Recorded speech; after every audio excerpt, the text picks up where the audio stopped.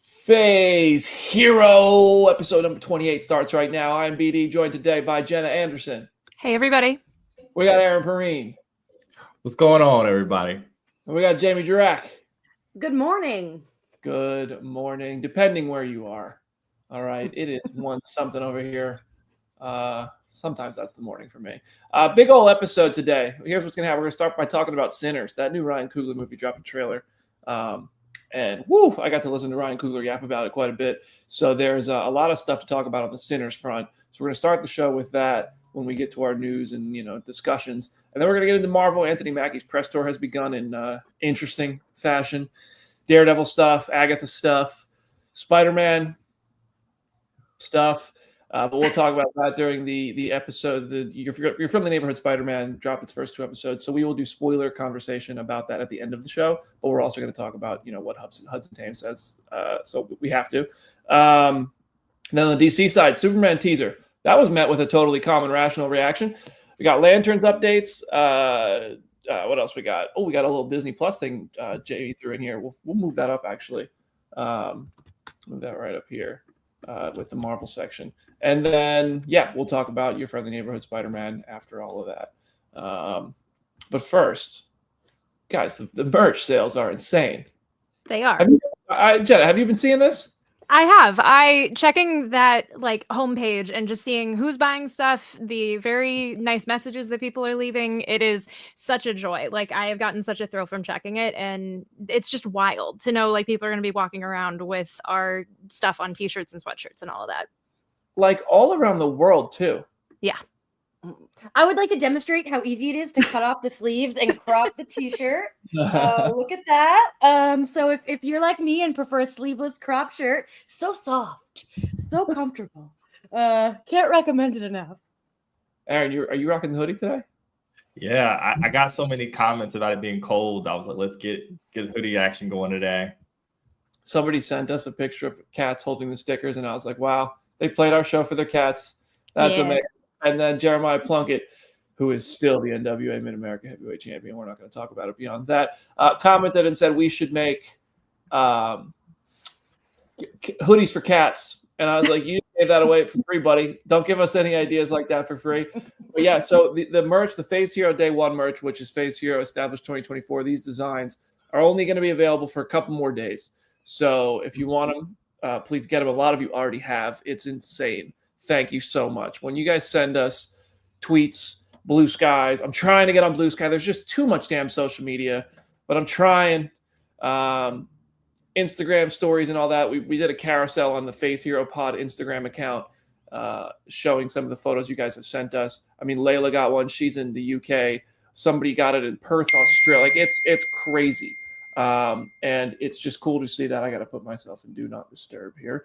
And thank you guys for that. So facehero.com for the merch. We will have updated merch launching very, very soon. New stuff coming. But these day 1 items, which have the established 2024 logo, the people who knew us before we were cool, that is going away forever. And we appreciate you guys ordering it. Also, the app that we do it through Fourth Wall, and Fourth Wall gives me notifications on my phone. And I'm able to send little thank you videos to people. So I've been doing it as much as I can. I mean, it's got to be over 100. And I feel like I'm sending little cameo things. I'm like, this is so weird. And I always say, on behalf of Jenna, Jamie, and Aaron as well, I'm just the one who has the app. I send these messages to people, and it's just fun. I don't know. I've never done anything like that before. It's a unique experience. And also props to Jenna for putting that store together. Yeah. Thank you. I may or may not have been starting to design some other merch items before we started the show today. So as BD said, stay tuned in that department because there will be other things on the horizon. Let's go. I want to add because I think somebody asked exactly how long. We've got 2 days, 22 hours, 44 minutes, and 15 seconds left to get. No pressure. So that's that right there. Jenna, put that timer up there. If you go to facehero.com, the site is awesome. I mean, the reason why the thumbnail on today's episode is better is because I've gotten feedback that's like, hey, look as professional as possible. But personally, I looked at facehero.com and the site looks great. And then you have my shitty YouTube thumbnails that look like they're designed by a kindergartner because I was doing them myself for the most part. Those are the ones I'm talking about. it can't have that. The site has to be as good as Jenna designed it to be. So I got somebody who did an awesome job on today's thumbnail. Anyway, all right, let's talk about Sinners. The trailer for Sinners dropped yesterday, and goodness gracious, this movie looks fantastic. I think Ryan Coogler hit an absolute home run here already. Before I talk about some of the stuff I heard from Ryan Coogler, I wanted to get you guys to, what do you guys think of this trailer? Listen, I'm showing up for any vampire movie anytime, and I think it looks awesome. Oh. Like, vampire movies are my number one weakness, and so like, yeah, put it in my eyeballs. This cast, everything. Like, there's like nothing. Yes, sold. Yeah. One ticket, please. I just remember like covering this movie, and even like before we knew what it was about, like I have never heard of a movie in like a modern context to be so quickly sold to a studio, and immediately like we're fast tracking it, we're setting a release date, all of these things, and then like finding out it was about vampires, and you know everything that's going on with the Blade movie. It was a very funny concurrent journey to see this movie be flourishing in the way that it is. But it looks great. This trailer is awesome and definitely conveys more of the plot than the first teaser did. I've seen that teaser like 5 times in theaters at this point, and I love it, but it didn't really convey the vampire stuff. And so I love that we're going all in on it, and it's just gnarly and ridiculous. And like Jamie said, I will be there opening day. Aaron, what do you think? Oh man, I mean, very striking. I mean, you know, like we said, we had seen the little teaser before, but you didn't really have a sense of what the movie was going to be. I know we'll get into it here in a second, but this right here, this vision right here is why when people on social media might say it's really easy to make a vampire movie, just rush a vampire movie out. That's nonsense. There's going to be a lot of Aaron coming down on nonsense on today's show. Just so everybody knows. It's going to be one of those days. Yeah. It's going to be one of them days. Woo!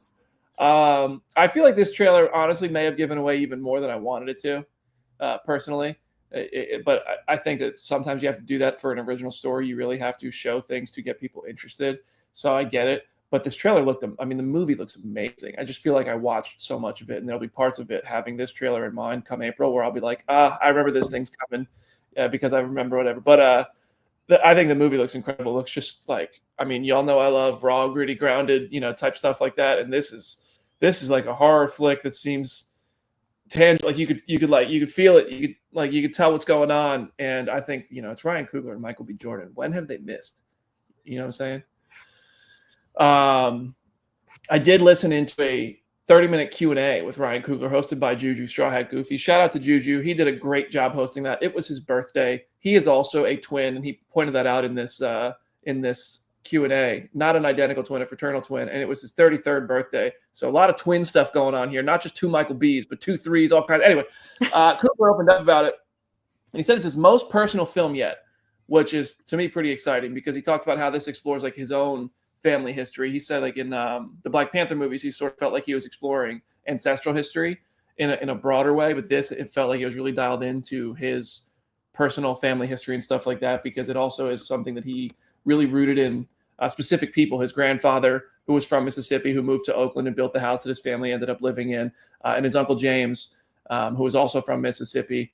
His grandfather, he never got to meet him. He passed away before he was born. Uncle James apparently would only talk about times in Mississippi when he was either listening to the blues, which is a big factor in this movie. The music and the blues are a big part of this film, it sounds like, or when he was sipping whiskey. So if anybody knows anybody from the South, that's not an uncommon thing, that sipping whiskey bit. But it's interesting, and he just talked about how this is going to explore parts of like American history, parts of his family's history that a lot of people avoid talking about, that they don't talk about. And it just sounds awesome. Like I'm into it for already. And here's the film nerd in me really got hooked after this. He said he talked to Christopher Nolan and Emma Nolan for advice because they shot this on 65 millimeter film. It uses IMAX ratio, which is 1:4:3:1, which is that big full screen, like tall picture, and the Ultra Panavision, which is like that super wide screen. And he said he combined both of them to help tell the story. And when you see them combine, and how the whole purpose of it was to immerse you in it. That was all. He said Nolan's are the masters of that IMAX craft. So he, got some insights from them on it. I think that's awesome. This movie's going to be fucking great, dude. I don't know. So far, anybody have thoughts on this? They want to add? Jamie made a face at the aspect ratio in the film, so I need to hear her thoughts. Listen, when something's shot on film, I'm like, shoot it inside of me. Like, yeah, that's awesome. That's I love when it's like it was made for a certain format, so go see it in that format. I'm always on that. I recently watched A Different Man, and I didn't realize it was shot on film, and I was really kicking myself for not seeing it in theaters. I see things in theaters, everybody. Also, I don't know if everyone knows this about me, but I'm obsessed with twins. This comes from a childhood love of Mary Kate and Ashley, because I meant to love the Olsen family throughout my lifetime. And like when I'm such a sucker for a twin movie, like anything that involves twins, like I don't, it's weird because I'm an only child, but like twin stuff, I'm like, yeah, give it to me. Is So a it's like, living Austin Powers meme over there. okay, I feel like I have to specify it's not sexual. I laugh. Wait, Austin Powers is sexual? What? I totally missed that as a kid. Jimmy, you'll like this next bit. They hired twin consultants for Sinners because there's obviously natural elements of this movie with vampires and stuff. He said it's not a vampire movie; it's a movie with vampires in it, and it's genre fluid. It's a horror movie, but it kind of blends stuff. But they hired twin consultants to advise him and Michael B. Jordan. He said they were able to talk to Mike and myself while we were working on the script and while he was prepping the characters, and some of that work was fascinating. This idea that ever since you achieve consciousness, there was another version of you, how they see the world, it's us versus everybody else. And the other aspect of it is they're not totally different. They're actually quite alike. They're different in subtle ways that Mike found. So I just find that interesting that they had twin consultants helping Michael B. Jordan find this role. And he also praised Mike, as he calls him. I'm gonna start calling him Mike, so it sounds like we're friends, like Ryan and Mike are. But he said it's an absolutely brilliant performance, both performances. It's Mike unlike I've ever seen him, and he's worked with Mike quite a few times. So to have that level of praise is that's high praise from Ryan Coogler. But yeah, anything. I just wanted to bring this up because this movie looks awesome, and I wanted to talk about it. So is there anything else you guys want to talk about on the Sinners front? I'm just excited. I do have one thing. One fan asked the question, and it has lived in my brain since the moment. I think I know what you're talking about, and same. Dev, if you're still in here, thank you for watching. First of all, I don't think I've ever seen this name in here before, but he says, "Do you think it's true Majors was supposed to play other brother?" And baby, I think so. I believe that was probably a thing that might have occurred and probably changed midstream for sure. But we'll never know, so it don't really matter. But so wait, I don't know though, because that is a level of technology and filming that you have to do to create two Michael B. Jordans that you were not prepared to make before making such a change. I don't know. I mean, I don't even know where that rumor comes from, so I have no idea. It was just people wondering, like, given kind of the nature of the plot and like given quotes that Michael B. Jordan had about Majors before everything went down of like, oh, we're going to keep working together. We're going to be like Pacino and De Niro. And so people had wondered, like, was this originally in the early stages of it supposed to be something for both of them? And then it wasn't, which I would not be surprised. But again, at the end of the day, like you said, we get two Michael B. Jordans out of it. Interesting. Well, yeah. I love when actors make that comparison, Pacino and De Niro, because Pacino and De Niro did not appear in a movie together until Heat in 1995, and they have one scene together. Like, De Niro and Pacino have such a circle of things, and they have since been in other movies together. But like they like, why those two? They are not like, it's not De Niro and Scorsese level. I just had to call that out because I don't know why that's like a thing actors say. There are better examples. All right, we're going to move on to the Marvel side of it. Sinners hits theaters April 18th. I genuinely can't wait for that movie. I think it's going to be awesome. It's got everything going for it. What's up? What is the popcorn bucket going to look like, Brandon? Don't do that. I don't know. It's a vampire movie. Man, the jokes. Let's move on. In today's episode of Should They Have Said That and Is That What They Actually Meant? Because that's the whole next segment. Brandon is not going to make a popcorn bucket joke. This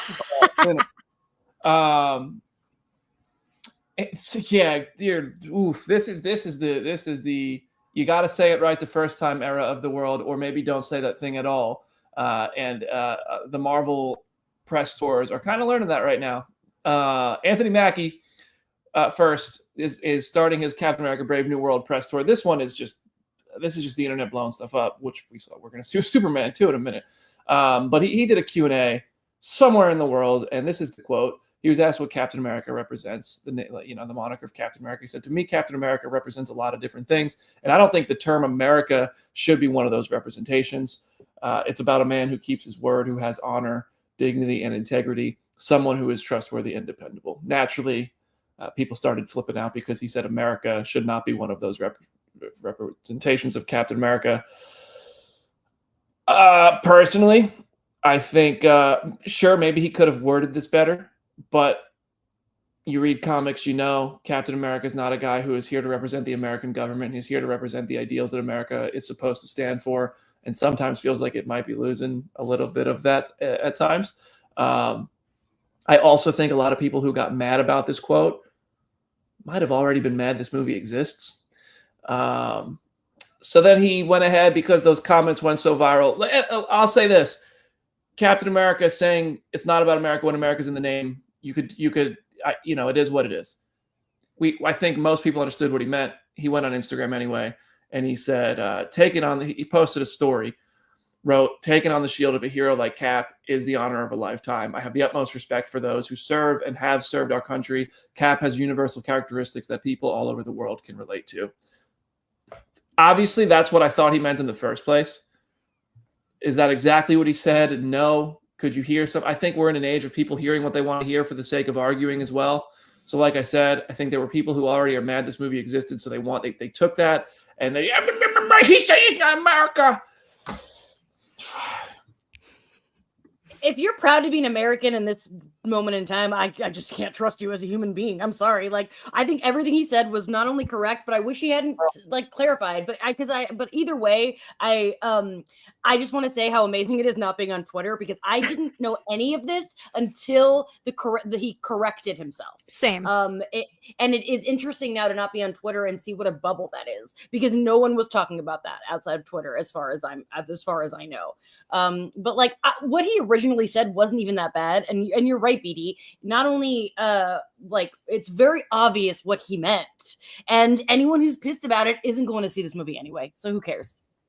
I've talked about this on my YouTube channel before, about how Superman's slogan of truth, justice, and the American way got rebranded as truth, justice, and a better tomorrow. And now more recently it's truth, justice, and hope, because I think people have registered that saying the American way or having a very American branding for something has a very loaded connotation, especially depending on what the climate is. So I think I totally understand what he was originally intending to say. And I also think at the end of the day, the MCU movies are inherently designed to be these global blockbusters. So I think he's also kind of leaning into that by saying it the way that he did. But I agree with Jamie. I didn't even see the original quote. I had just seen the correction, and I was like, I don't even know what happened here, but I don't necessarily think he's in the wrong for saying it. I just get how some of the wording, unfortunately, could get misconstrued. Mm-hmm. So, oh boy, the media environment we exist in, the Google and Facebook duopoly ate ad revenue back in the mid-2000s, which necessitates you to have punchy, mostly negative headlines that generate ad revenue for most. Or at least extreme. Yeah. Extreme. Both extreme. I would say negative too. I wouldn't back up off of it. Negativity does feed the beast. But they got it. That's how this online sausage gets made. That's the part of this that never gets talked about. It's the fun part of it that we all sort of dance around. As a person who is the nephew of someone who served, a grandson of a person who served, who take America very seriously. My grandpa was out here ironing the flag before he put it up. All right. And that lawn was pristine, hysterically back in the mid-90s. So you think a lot about the concept of America growing up in an environment like that. And, both Captain America's editorial history, as Jenna will tell you at length, and in these movies on TV are both, as I get an Amber Alert, because this is America, we figure out that, Captain America ain't always on aces with, America. But I don't have to say it to you. I went to Jamie's favorite publication, Forbes, and read about Chris Evans talking about Captain America back in 2011 with CBM. Let's dive in.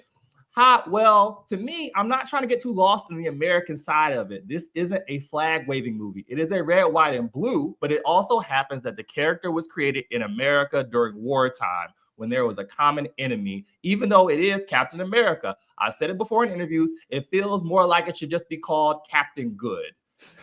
You know, he was created at a time when there was undeniable evil, and this guy was kind of created to fight that evil. And I think everyone could agree that Nazis were bad, and he, Cap, just so happens to wear the red, white, and blue, which ain't that dissimilar to what the spirit of what Mackie is. But because internet content runs off of outrage, runs off of negativity, here we are, where there was a news cycle about nothing, and the Anthony Mackie, who famously doesn't really use social media, has to come out here and do, you know, a little hat in hand routine. Is silly. We can opt out of this kind of stuff. We really can. We can just not even do this. Like Jamie said, I don't even know what Jamie was doing yesterday. Whatever it was probably more positive. Whatever was going on. I mean, I'll tell you something. Saying something like that in 2011, is before there was so much division and so much headline and engagement bait. I don't know. Well, I mean, no, well, right. No, I mean, there's always been division. There's always been different. Like, let's be honest, division has really picked up since 2016, and it's peaking again now. It's getting worse and worse, and social media algorithms are not making it any better because everything has to be extreme for engagement bait. Everything has to be either extremely positive or extremely negative, and negativity does often get more engagement and more clicks and all that. So what Chris Evans said back then, I don't remember the reaction to that. I assume it was not as admonishing as some of what Mackie experienced on Twitter and stuff. It's also Chris Evans and Anthony Mackie. They look different. They're going to get different reactions from a lot of different people in America. And that's why you can say this doesn't represent necessarily, you know, the concept of just America. It represents the concept of good. And they both, I think, were saying something very similar. It's the fact that this happened is ridiculous. Like, there's so much just shit being spewed about this movie. And I knew Rockstars did a very interesting video on it. Eric Voss did a very interesting video about a lot of the misinformation being spread about Captain America 4, about the reshoots. Like, yes, there were reshoots. I can tell you right now, there were pretty good reshoots on this. That's what removed Seth Rollins from the movie. I don't think that the story changed.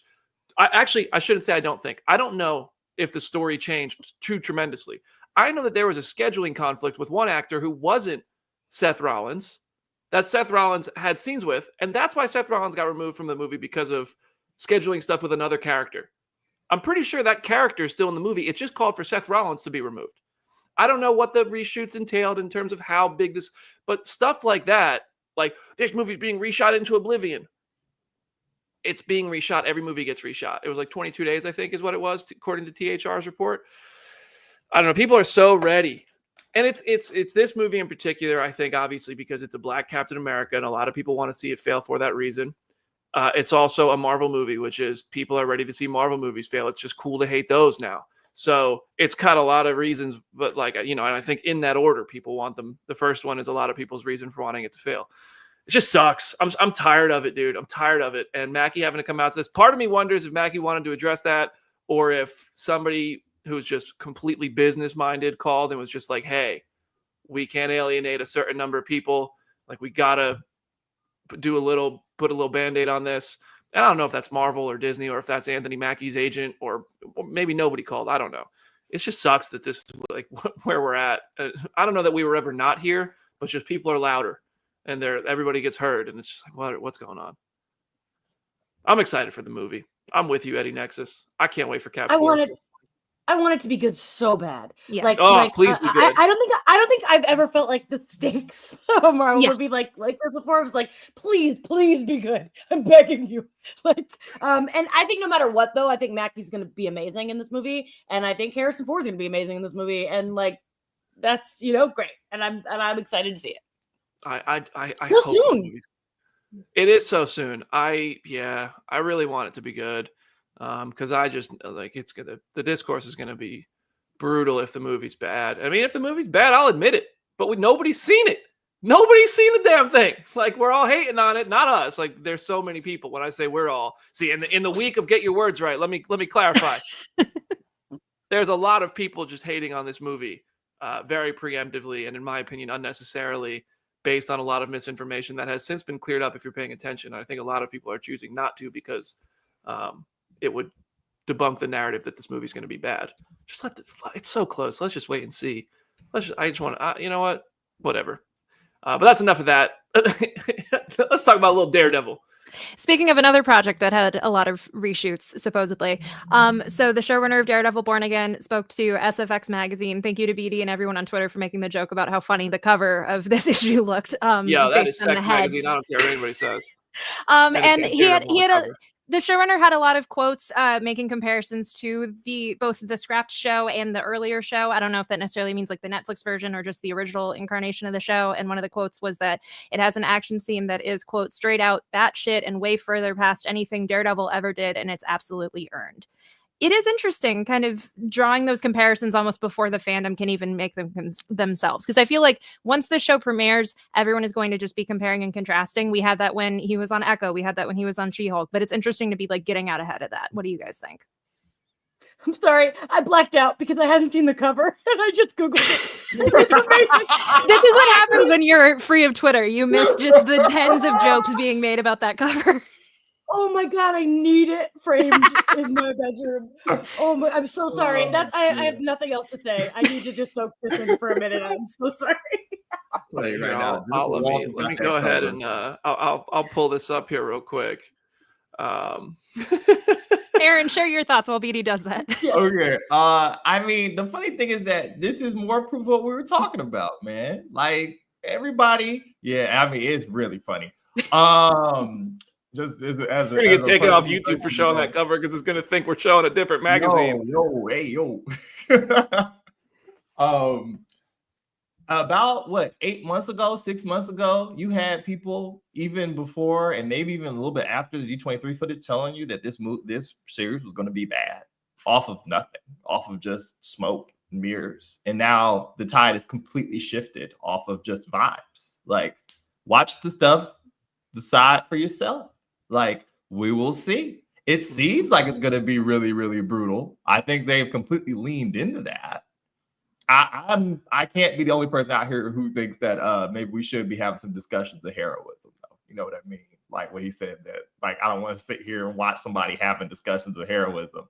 Man, listen here. As someone who could listen to Paul Bettany debate himself about the nature of a ship for about 25 minutes, I beg to differ. But I know that's not what a lot of y'all want from Daredevil. I found it interesting. That quote is one of the quotes that I think got misinterpreted because Dario Scartapini said that, you know, there's gonna be less navel gazing, less heroes sitting around talking about what it means to be heroes and all that stuff, more people doing stuff than what was in the old show or whatever, the original, whatever. But he wasn't referring to the Netflix version. Apparently now the full SFX magazine has come out. He was referring to the original version of Daredevil Born Again. So I mean, while I like we've talked about here, I think Jamie was the first person to say it, like scenes of characters just sitting around a table talking and being humans and talking that way is always really welcome. It'd be great, but it felt like a lot of those quotes that we were getting in the past couple of days were sort of like, why are you trying to act better than something we already love? But in reality, the only quote that seems to really directly compare it is this quote about an action scene that's batshit crazy. Which to me, cool. I dig the confidence. I'm here. I dig it. But yeah, let them talk. What do we got next? What's next here? More Marvel TV news. All right, here's the thing. So apparently Agatha Long is not getting a season 2. Our girl Patty LuPone, #1 news source, Patty LuPone, was on Andy Cohen Live, and this is what she said. There won't be one. Jack Schaefer, the creator, came into my trailer, and she said, Patty, I'm just here to tell you that Lila's going to die. And I went, but I wanted a second season. She said, I don't do second seasons. She said, they wanted me to do a second season of WandaVision, and I didn't. She said, there's too much to write, and so she does one-offs, and I'm really hoping and praying that someday I get to work with her again because she's magic. Okay, so a couple things. They always said there wasn't going to be a second season. We just got confused because of the awards season and how they are running it for comedy and not limited series, which I still don't understand. Brad, explain it to me. Why won't you just tell me why you made that choice?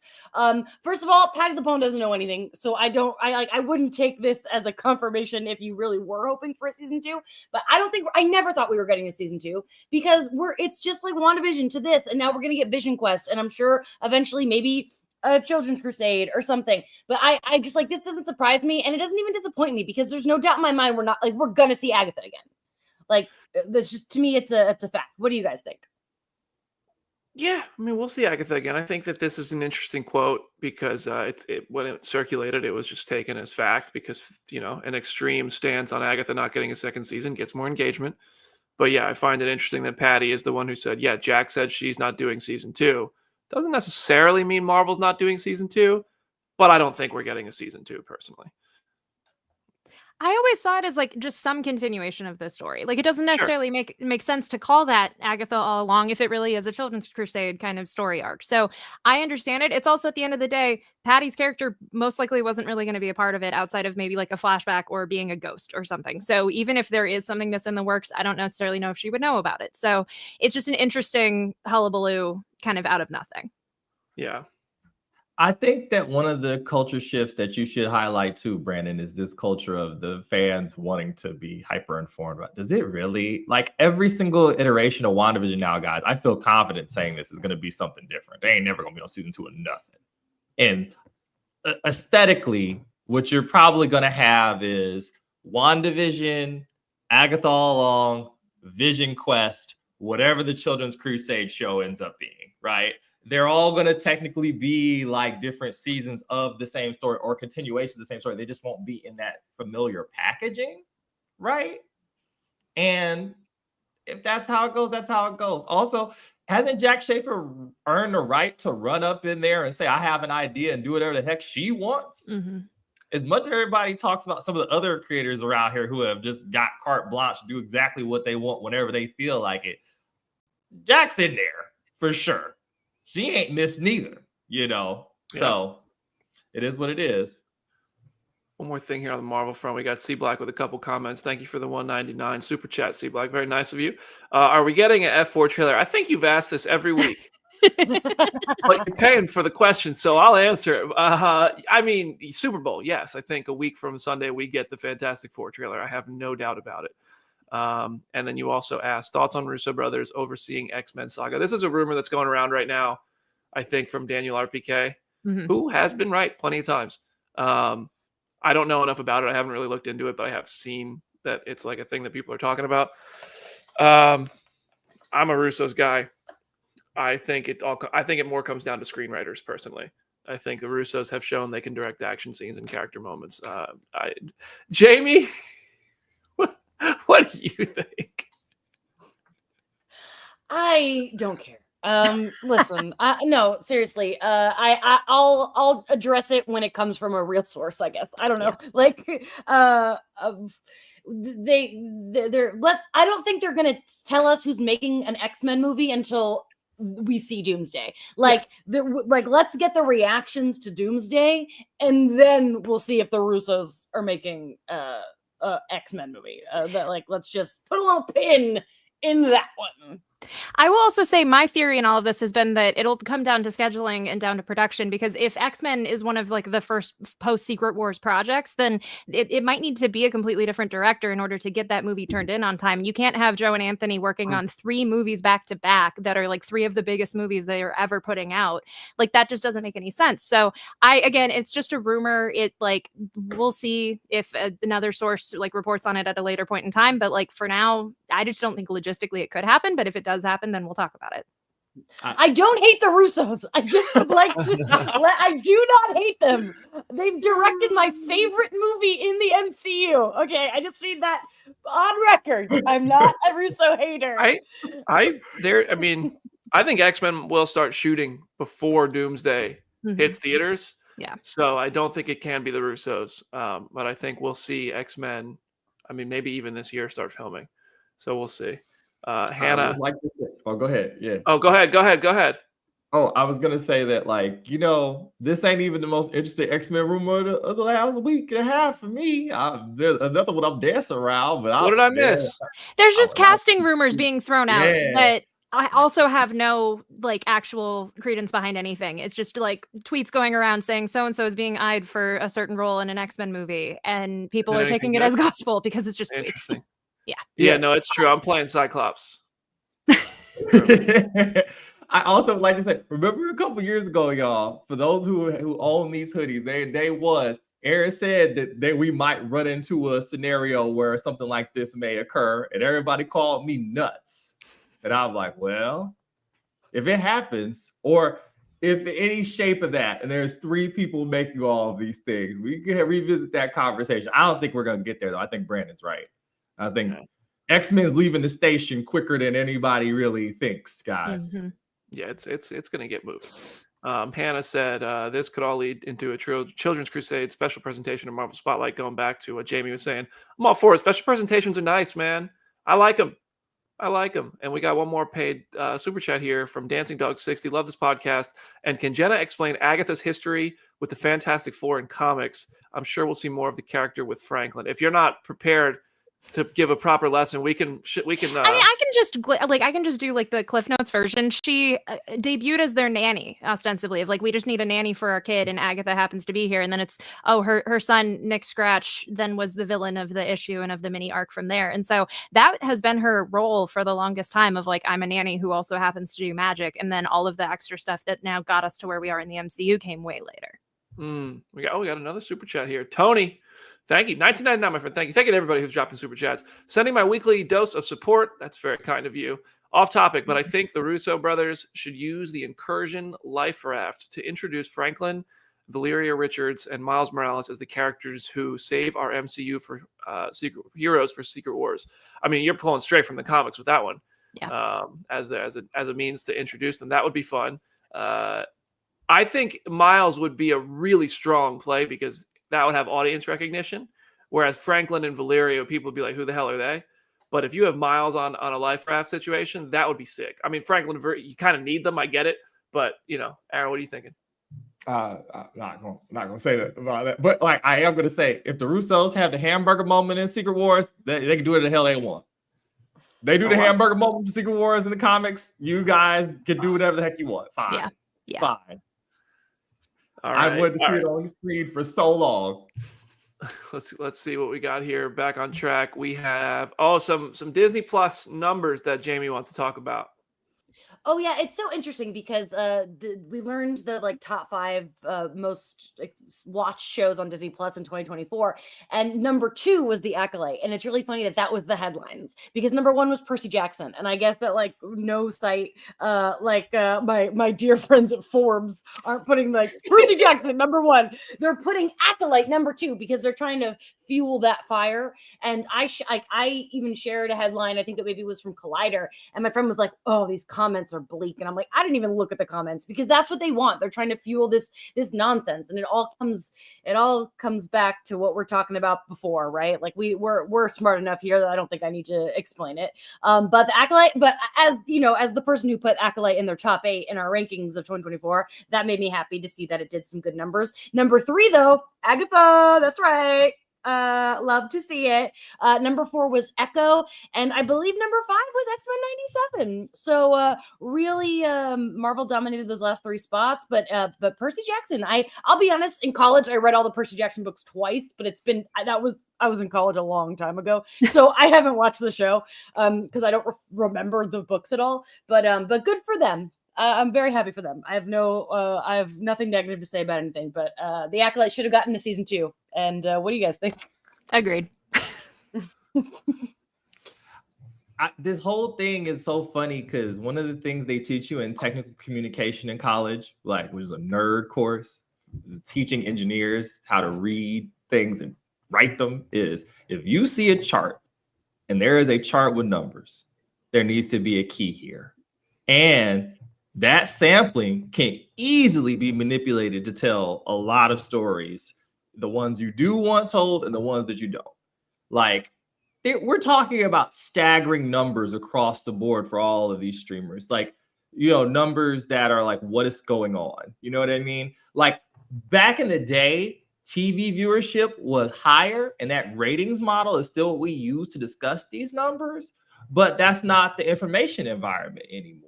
So instead of all of us trying to be accountants, just watch the stuff you like and talk about the stuff you like. Like, we don't have to do all this. We really, truly don't. Because the funny part about all this is the Netflix numbers for everything are going to crush anything on Disney Plus anyway, because there's so many more people watching Netflix.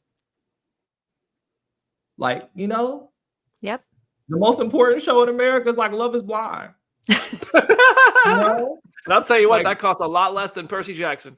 Yeah. It does. And that's why there's so many reality shows. That's why when You the know how writer much strike you get happened, paid to oh, go on a segment, reality show? Like maybe $5,000 if you make like For you know real. they don't pay well. It's sandwiches. It's like not exactly Firefest, but not Firefest. Yeah. Well, we'll get to the Hudson Thames bit of Spider-Man as part of the Marvel bit when we get to the Your Friendly Neighborhood Spider-Man conversation at the end of the show. C Black asks BD, when are you seeing Cap 4? Bad news as of right now. I'm sure I will probably find a way to see Cap 4 before it releases, but as of right now, and I'm trying to fix this. I have, friends at Marvel who are trying to help me. But it looks like Cap 4 will be the first Marvel movie that I am not a part of the junket for since 2016. It's just a competitive spot. That's not to throw shade at anybody for not having me there. There's no particular reason other than it's a movie. It is a big movie, and a lot of people want to cover it. And so right now, didn't get into the junket. Probably going to have some Cap 4 interviews and coverage in some way or another. I'll message my guy Danny on Instagram if I have to and say, bro, please hop on the pod and see what we can do. And that's not even a guarantee. And if he can't do it, no shade to him either. But as of right now, I don't know when I'll see Cap 4. And I don't know when any of us will see Cap 4. But I know when the junket is. I know that I didn't get an invitation. And that's okay. That is what it is. Yeah, hopefully that it's a bummer. And I'll tell you this. It sucks. I was sad. Genuinely, I was just fucking sad to know that the invites went out, to know I didn't get one. The things that happened when I was working at a major outlet that were kind of an expectation because you're working at a major outlet have started to feel like I'm asking for favors. And I always try to pay my favors properly because 4 minutes with Anthony Mackie is very valuable time from the studio's perspective. So it's partially on a moment like that, it's like, damn, this is really discouraging. That sucks. But on the same time, in the past week, we just launched merch. And that is the single most encouraging thing that has happened in the past 4 months for me in a very long time. So I'm trying to take it as motivation. It comes down to the quality of your work and the quantity of the people who consume it. So everybody who listens to Phase Hero and supports Phase Hero and retweets and supports it, you guys help us get there and get in the room. And it's still not off the table that we do some stuff with Cap, but we're figuring that out. I'm trying to do anything. And I don't want to see, I see the SMH Disney comment. It's not, you can't, it is what it is. It's not that there's no ill will towards anybody involved in scheduling this stuff. That's just the game. It's a numbers game. It's a quality game. And when you balance both, I think we have a really good podcast and a really good audience, but we're not a juggernaut in the space right now. I want to blow this thing up and take it to the fucking moon. I want to actually put a Phase Hero billboard on the moon the size of Hancock's heart so you can all see it. And then we'll all buy that merch. But we'll get there. So yeah, anyway, that's my little soapbox, I guess, for the day. But yeah, we'll figure it out. Cap 4, as soon as we see it, we'll have a review. We'll have all that stuff. We'll get it figured out. But right now, I just don't know. And hopefully that changes. There's still a chance it changes. Let's get to the DC side of it. Superman, oh God, just when we were talking about people talk. Superman dropped footage during the football games, Fly Eagles Fly. And there's a cumulative 5 seconds of new footage across this 30-second spot. 2 of them are Superman flying. Dude does a barrel roll and his face is in the camera, and everybody's bitching about it. Everybody is an expert on CGI. Everybody is an expert on camera lenses. Everybody is an expert on AI now. I watched this and I was like, that looked cool. That got me excited. I enjoyed new footage. And then I opened Twitter and I was like, well, fuck me for liking it. Jenna, this is one of those instances where this is the theme of this episode is just touch grass, just go enjoy life outside of social media, clearly, because I had a touch grass moment with this TV spot. I watched it. I thoroughly loved it. I tweeted about the flying shot and I was so happy about it. I've never had more people call me an idiot in my replies than in the reply to that tweet. It was astonishing. And I'm like, it's just a 4-second clip. I get people being wary of certain visuals and just being hesitant. I definitely look at certain visuals for other projects and I'm like, is this AI? Is this computer generated in some sort of shady way? But James Gunn has been very open about disliking AI. He has responded to people sharing viral Superman or Supergirl trailers and just been like, ew, gross. This is not at all something that he endorses. So AI is not being used to make this sequence. I get thinking that the shot looks a little weird, but to the people who can't process why it looks weird, take a picture of yourself with the like 0.5 lens on your camera and then get back to me, because it's just going to look weird. Like, that's just how camera angles work. I did not think too much of it, and just seeing everybody acting like he needs to just be blue stealing like Zoolander while he's flying through the sky or something. He doesn't even look like that in the comics when he's flying. Like, it is just an unrealistic expectation. It's not a fan blowing in this man's face, Stu. Like, is not something like what? I'm sorry. Like, you also like whose eyes are exactly the same? Like who can't? Like, are you kidding me? These people that are being, you know why they're being nasty to you? Because they're the nastiest people on the internet. That's just like, we know that. We know who these people are, and they're nasty. And like, they want to hate something so bad that they look at this and like, it's 2 seconds. Yep. And again, like, you not do what Jenna said. Take your picture with a fan in your face. Who cares? It's 2 seconds. God, these people. I swear. I'm so glad I'm not looking at Twitter. I truly. I would defend the nastiest people comment, but the shit that was said about me that just keeps getting said about me, that's all just bullshit anyway. It's just worn me out. I'm gonna be honest with you. It's worn me out. I just don't. I don't have it in me to go defend people who are just coming at me and mad at me for enjoying a shot of Superman and wanting to like stuff. I don't really like talking in hyperbole about people or groups of people. I don't think you can really like you, but it is. I have been a defender of a lot of things for a long time, and people like to ignore that when it comes to me liking Superman. But yeah, fucking, it is what it is. Aaron, what do you think? It's just go ahead, B. It's just exhausting conversation, bro. Like, what the fuck? What are we doing? It's a Superman. It's 2 seconds. You're allowed to like it. You're allowed to be critical. Be critical. Be critical. 100%. Don't just like something because it exists. Be critical. That's how things get better. Also, don't shit on people for liking things. Man, put it on a shirt. Jenna. Also, I just think that my big criteria for like Superman flying and things is like this goofy like Kate Applegate quote from when we were kids about like nothing really flies like a fly because it flies like an alien. You know what I mean? Like, it can change directions in ways that stuff that flies on Earth, like birds and stuff, and airplanes can't. And that's what this really felt like, because that corkscrew is like dumb fast. Like, you try that in like a squirrel suit and you are a red and blue splotch on the side of that glacier. So that looks awesome. The more that James Gunn really just lifted off of Joseph Kosinski from freaking Top Gun Maverick, the better off we're going to be. And it looks like we took all the lessons from that. You know what I mean? Also, man, poor Patty Jenkins, man. Like, she could have really had a movie out here where spaceships are flying like this. And we're going to get 2 different things where flying looks amazing on film before we get Rogue Squadron. Makes me sad. Well, you used to be able to have conversations, right? Like, you don't like something, you do like something, and you could just like have a conversation about it. And the fact, like, the internet, especially since 2016, has ruined people's ability to communicate. It's just venom, not to be confused with Venom Horse, literal venom. Venom Horse. The Venom Horse.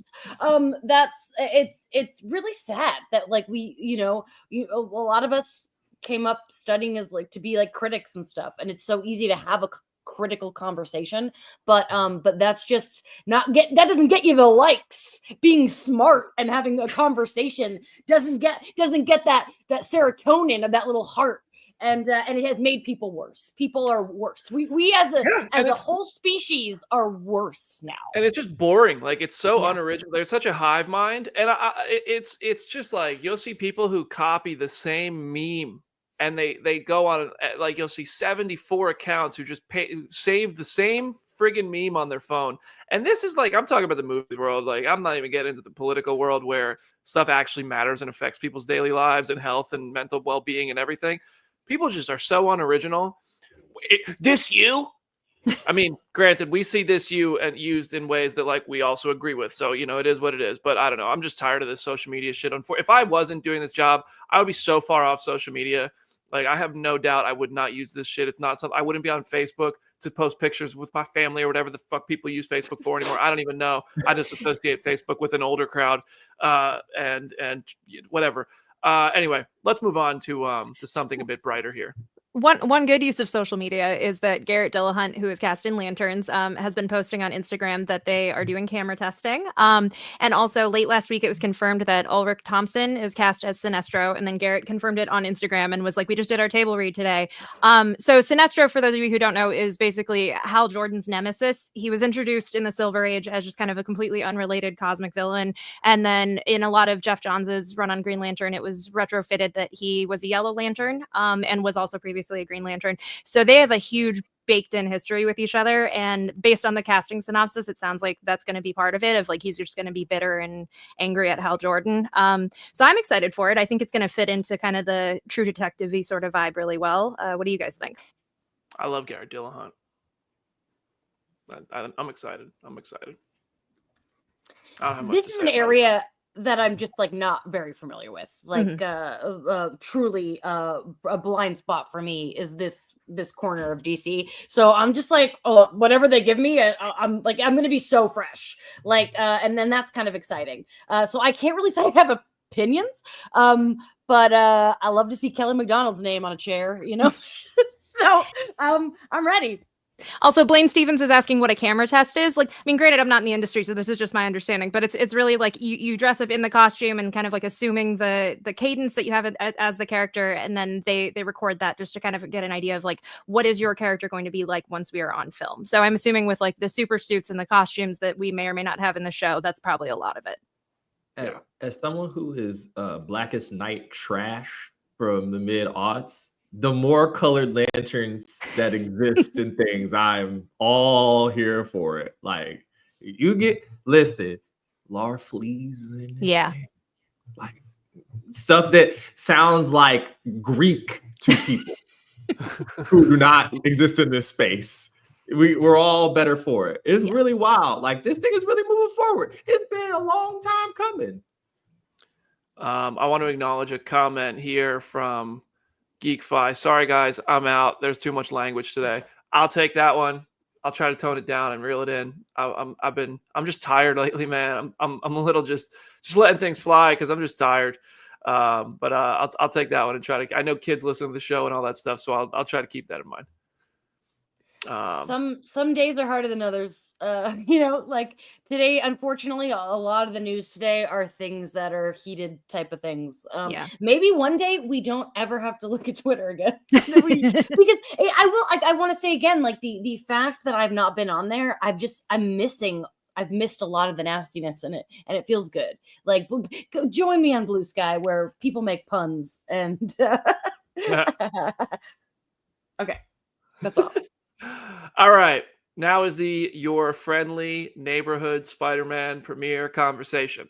The first 2 episodes are available now on Disney Plus. If you have not seen them, now's a great time to go watch them. But first, of course, we do have to talk about Hudson Thames. I've met Hudson a couple times. I thought he was a super nice guy, cool, very friendly. And then this quote came out to Collider. It's not a good look, my friend. So we're just going to have to talk about this. You can't ignore this. He said, I thought it was awesome. I mean, my biggest fear was that it was going to be annoying and woke, and it wasn't. I was like, yes, this is great. It's so well written. Like, it feels real. I'm the oldest of 5 boys, so I feel like I kind of know what's happening in their lives and in high school, and it felt like it was doing that justice. So the bit that stands out, of course, being my biggest fear was that it was going to be annoying and woke. I mean, you can't defend that. I'm curious to hear what Hudson says when he is asked to. And I think that's going to be very important. But I mean, there's nothing more to say about it than you shouldn't have said that. You shouldn't think that.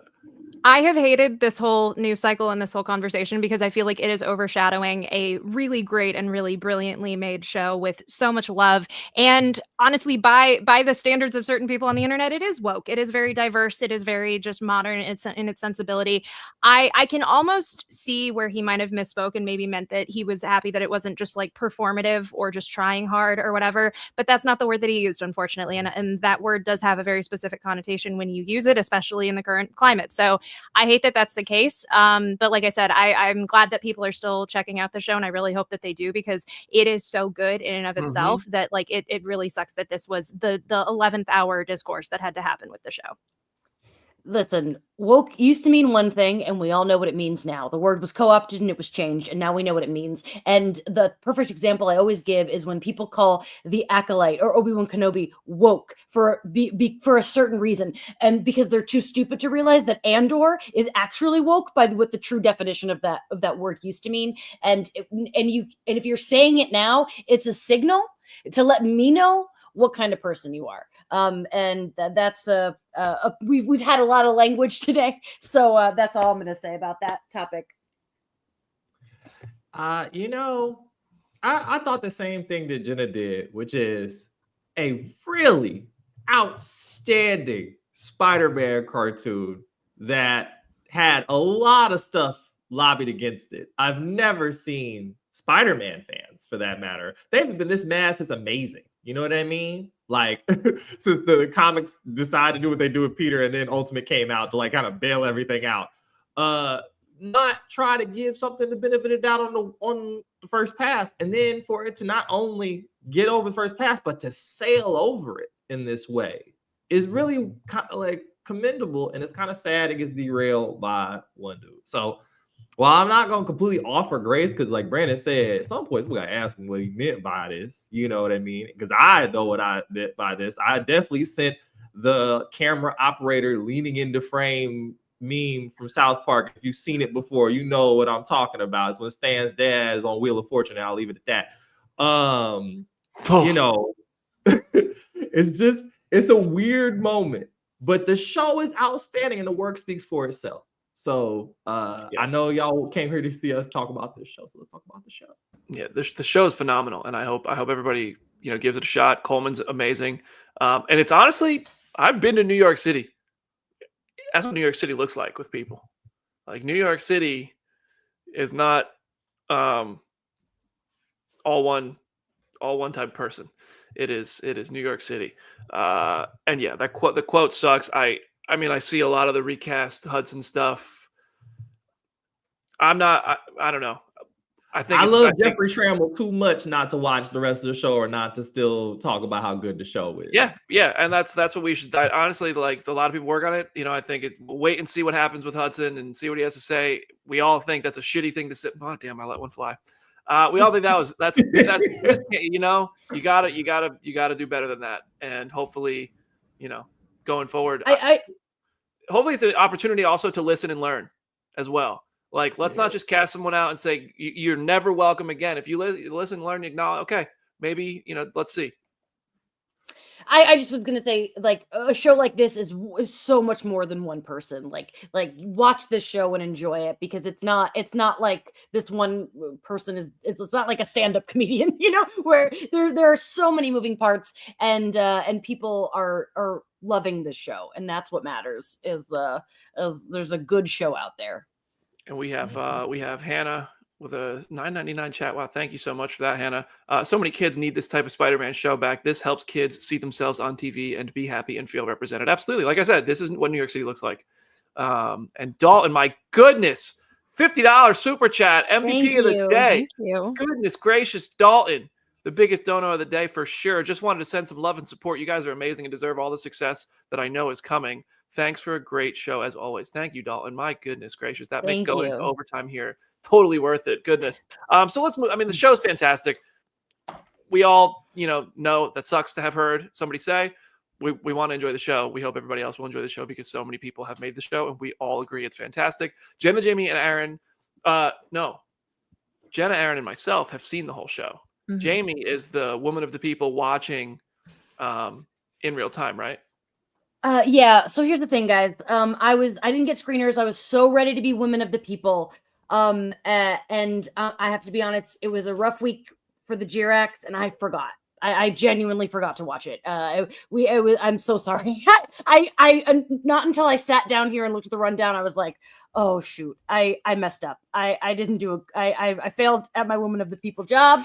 I'm so sorry. I promise though, it's a really good excuse that I don't want to get into on a podcast. So wait, but I haven't seen any of it. I'm so sorry. I have not seen a stitch of this program, and I'm going to leave right now and watch it because I don't want to get spoiled. Go. And next week I will be more prepared. I am so sorry, and I'm a little embarrassed. No, you're good. Listen. I know what's going on, so that's. I think nobody's gonna be mad at you. No. I love you all so much. I love everyone in the chat. Thank you for your super chats. Thank you for your love. Thank you for your merch purchase. Enjoy talking about this program. Goodbye. All right, bye, Jamie. All right, you've heard the Neighborhood Spider-Man episode 1 and 2. We said spoilers were going to start like 10, 15 minutes ago. They're starting now. Episode 1 and 2 are out now, and they're great. This is a great way to start a show. To be honest, this is a fantastic way to start a show. We get first let's just talk about the opening credits. Even those are great. They're so cool. Like we saw them at D23 at the panel that you hosted, and just seeing them in the context of each episode, like you just have to sit and enjoy them every single time. I feel like a good opening credits just like lulls you into the world of the show and really matches the energy. And I feel like these do, and they change every single episode. There's like little tweaks to them. Like it's just so lovingly made. Yeah. Right out of the gate, we get an intro to Peter Parker and Nico Minoru. Doctor Strange shows up. It's not Benedict Cumberbatch. It's Doctor Strange though. There's the moment of him not knowing Doctor Strange, which is a nice moment. Symbiote alien appears, all that stuff. It's not Venom or any it's just symbiote alien. It's not like I don't know. It feels like it might be Venom. I know like people were like, is it Venom and Kraven? Like who knows what kind of hybrid, but like just based on that character design, it's a very Venom-y, but it could just be any symbiote. Yeah. Then the credits come along. They're great. Spider-Man suit that we saw from Civil War is being worn. It's got a logo on it, though, basically. He saves Harry Osborn. We meet Harry. Peter Parker, crush on Pearl Penguin. Stops a van from hitting a bus. That's a straight-up Easter egg to the footage that Tony Stark had when he first talked to Tom Holland's Peter Parker and showed footage that he saw online, and that's how he found him. That is the moment. Like it's almost the same in the animated version that it is in Civil War. Lonnie Lincoln is introduced. That's going to be a fan favorite character. I the whole time was just waiting for Lonnie Lincoln to like bully Peter in these early episodes, and Lonnie's just a nice guy. Here we are. I was hoping the pizza would be Feige's famous. The moment where Peter spares the person who stole pizza for money basically was a nice little hero moment. And then Alt J's left hand free plays at the end when Norman shows up instead of Tony Stark, and that is the same song that played in Civil War when Tom Holland's Spider-Man was first introduced. Those are my notes on the first episode. And I just wanted to run through it because I didn't really know how else to best do this. What'd you guys think? Anything you want to talk about? Can I just say, I'm glad that they're releasing the show how they are, of like multiple episodes each week as opposed to weekly, because I feel like it's really letting just like you're able to enjoy certain story arcs, but you're able to just immediately be like, I want more. And then you can go get another episode. So I'm glad they're doing that. I loved just the attention to detail of things that we already saw from Civil War, but with like a new twist on them, like down to that like left-hand free song or scene is just like shot for shot exactly how it is in Civil War. And like I just loved that, like that level of it. It's really fascinating to see how this show could have been in the MCU, like Sacred Timeline style, and what they then changed in the process. Aaron, I'm sure you have thoughts on that too. Yeah, I mean, like we all know the sort of reported history of the show. So it's very interesting to see all the tie-ins. I honestly was not expecting quite so many tie-ins to the Sacred Timeline stuff like that would like is like our universe, but also in some ways you're like, is this like the universe we've been following? So that stuff is always really delightful. I really found it to really enrich things a lot. And then also at the same time, not be beholden to that. It's its own thing. Like we've never met Pearl, we've never met Lonnie, these other characters. May looks to be inspired by Marissa Tomei, but yes. Is it Marissa Tomei? You know what I mean? Like, yeah. So there are some really fun ways that we're playing around with the established canonicity of everything here that actually had me on my toes because I really, I love, Jeff said this before the show. We all know the story of Spider-Man, but like, do we? And I think the show really kind of like drills in on that. It's very smart. Even like the inciting incident of like, oh, Midtown blew up, so he has to transfer to this other school for the year. Like that's a really interesting thing that like if they had baked that into the sacred timeline stuff, like there's ways that this could have easily been MCU canon, and I'm glad that it isn't because it gets to fully do its own thing. But it is really interesting to see like where those pockets almost were. Yeah, I wondered. I thought that same thing. Like this could have been Tom Holland's origin story, but it is not. It is not. Anything else from episode 1 we want to talk about? I don't think so.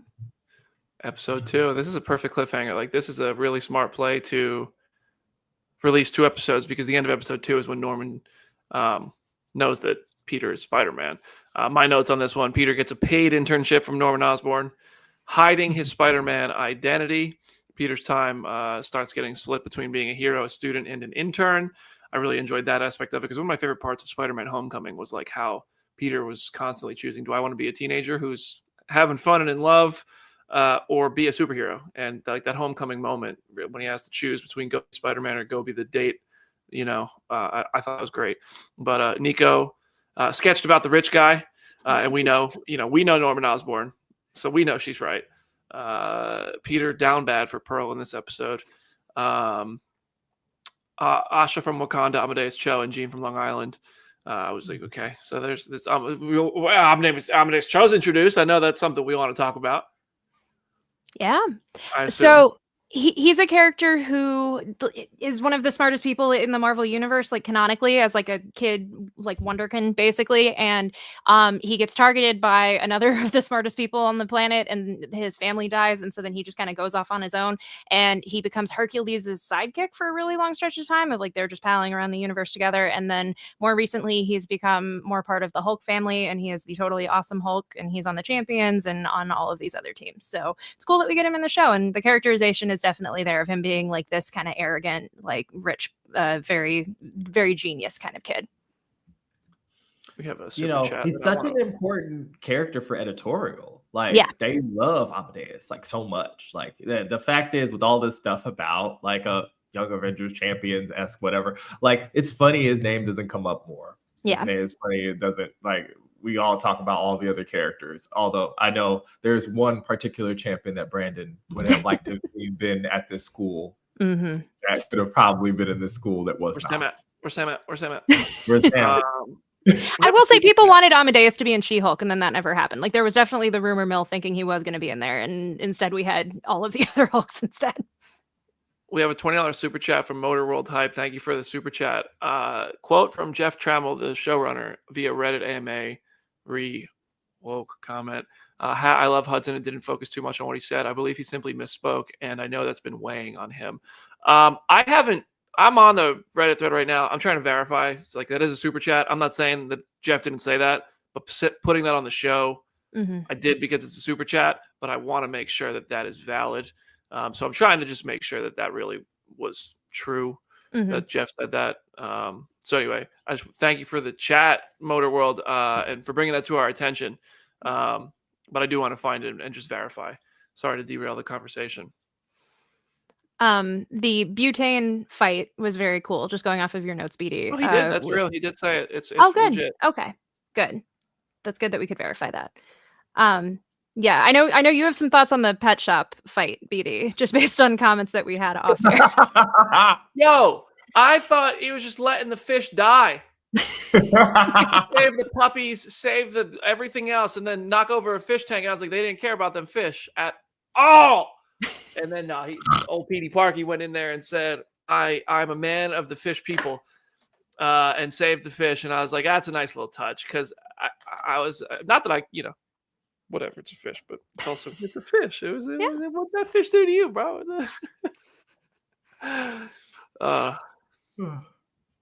What else? Okay. I thought the dialogue, these are just more of my notes.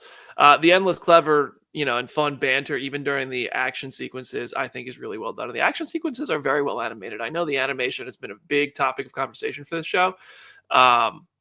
I think it looks good when you see it in full context. I think it looks pretty sharp. And there's a couple sequences coming up that I think people are going to really enjoy for the animation of it. I think some of the backdrops, like a comic, are sort of not filled in all the way sometimes. Like you'll see like a building that doesn't have every window drawn on it or something like that. But it's just like, I don't know, this feels like a comic book brought to life. And when you see it in motion for some of these action scenes, it's great. And then it ends with Norman knowing Peter is Spider-Man. Perfect ending, because he caught him on security footage in the stairwell. None of us can make predictions on what's next because we've seen the whole show. Jamie very reasonably has not had a chance to watch this yet. But in the comment section, if you guys have anything you think might be happening next or you want to talk about on the Friendly Neighborhood Spider-Man front, go ahead and drop it in there. But otherwise, I've covered everything I want to cover. Aaron, what you thinking? Oh, I was just going to say, like, someone in the comments was talking about, like, Dr. Connors, too. You know, that's kind of cool. That's a cool little inversion. It's no Captain Han is Dr. Octopus, but you know. Yeah. Yeah, it's so interesting. A lot of love for the animation. You're right, BD, because in the lead up to this, people were like, this doesn't look great, blah, blah, blah, blah. And I was just like, hard to judge off of screenshots and 2 seconds of footage. You know what I mean? Not for some people. Oh, boy. I'm trying to see. Look at us enjoying a Spider-Man cartoon. 25, unheard of. All right, y'all. Well, I think that's a good place to wrap up our show. Aaron, any last words for today's episode of Phase Hero? Oh goodness. Okay, it's at Summer Lake Hornet. Like to thank everybody for the continued support. Seeing people send in photos and tag us in photos of them with the hoodies and the stickers is just still very, very wild. I wanted to shout out like both Jetta and Jamie's like output here. Like I think that you and Brandon need to start a Rivals spinoff channel because the people like Marvel Rivals. Clearly. I don't know. I've been encouraged. I'm like, certain characters need to drop so I can actually play this game. You guys have made me really interested in that. So that's cool too. And I think that's probably it. Oh, just Jamie's not here. She got to see School Spirits yesterday, and that's good. So that's on Paramount Plus. If you enjoy iZombie, what's the name of the one that was on Freeform? Just a teen thriller with ghosts and spooky stuff. Go watch School Spirits. Jenna, what you got to wrap up today's show? It's at Hey It's Jenna Lynn on social media. As always, go read some comics and go subscribe to my YouTube channel, which is at Go Read Some Comics. I just realized we didn't even talk about the Supergirl set photo from production starting. So I have a whole video about that on the channel to make up for the fact that we forgot to talk about it here. And I have a video breaking down all of the characters introduced in these first 2 episodes of Friendly Neighborhood and kind of their comic history and what you really need to know. So go check that out. And yeah, just go support the show. It is just so much fun. And again, thank you all to everyone who is buying merch. It is an overwhelming response and it is so wonderful to see. Sebastian Stan also very excited for Supergirl, by the way. Hell yeah. I got a few notifications here that I just checked my phone. Several merch sales during the show, by the way. Thank you to everybody who's doing that. And I got my invitation to go see Cap 4. So I now know when I'll see it. We'll figure out the interview stuff, but maybe they were listening. Hey, guys. No, I'm excited. But, we'll figure it all out. We're going to keep growing Phase Hero. Everybody who listens to the show and supports and all that makes a lot of this stuff possible. For all of us to just do literally anything in this space anymore.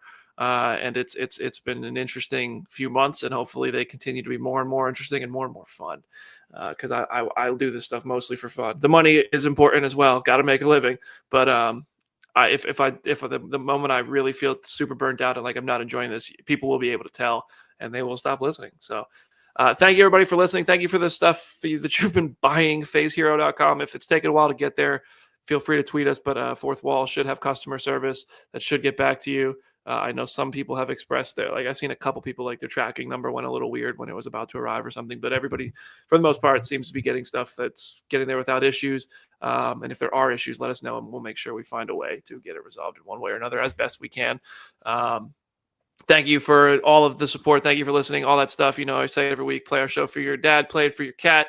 Yeah, I felt like I had something else I wanted to say at the end of the show, but I forgot what it was. So on that note, I'm just going to wrap it up and say goodbye. See you all. Oh.